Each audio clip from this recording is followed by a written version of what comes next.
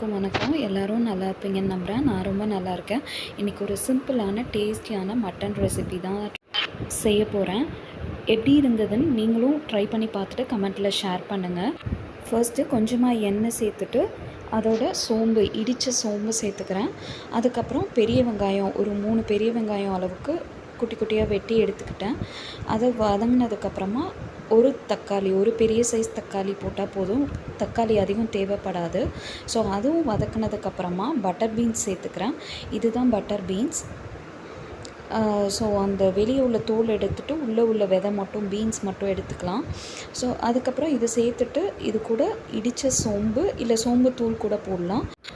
அப்புறம் மஞ்சத்தூள், மிளகாத்தூள், இவ்வளோ தான் இந்த ரெசிபிக்கு தேவையான இன்க்ரீடியன்ட்ஸ். அப்புறம் லாஸ்ட்டாக மட்டனை சேர்த்துடணும். மட்டன் தனியாக கல்லுப்பு, மஞ்சத்தூள், மிளகாத்தூள் போட்டு வேக வச்சு ஒரு 4 விசில் வச்சு இதோடு சேர்த்துருக்கேன். 4-5 விசில் வச்சு. ஏன்னா இது ரெண்டையும் ஒன்றா சேர்த்து விசில் வைக்கும்போது பட்டர் பீன்ஸ் ரொம்ப மாவு மாதிரி ஆகிட்டால் நல்லா இருக்காது அதோட டேஸ்ட்டு. ஸோ அதனால் கறி கொஞ்சம் அதிக நேரம் வேகணுன்றதுனால நான் முதல்ல கறியை வேக வச்சு சேர்த்துக்கிறேன். இதெல்லாத்தையும் கலந்து விட்டுட்டு இதை 2-3 விசில் வச்சு நான் எடுத்துட்டேன். பட்டர் பீன்ஸ் வெந்துடும்.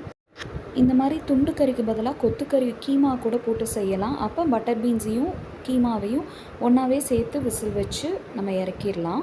ரொம்பவே டேஸ்டியாக இருக்கும். இது போல் சிம்பிளான ஹெல்த்தியான ரெசிபிஸ் தெரிஞ்சுக்க நம்மளோட சேனலை சப்ஸ்கிரைப் பண்ணிக்கோங்க. தேங்க்யூ.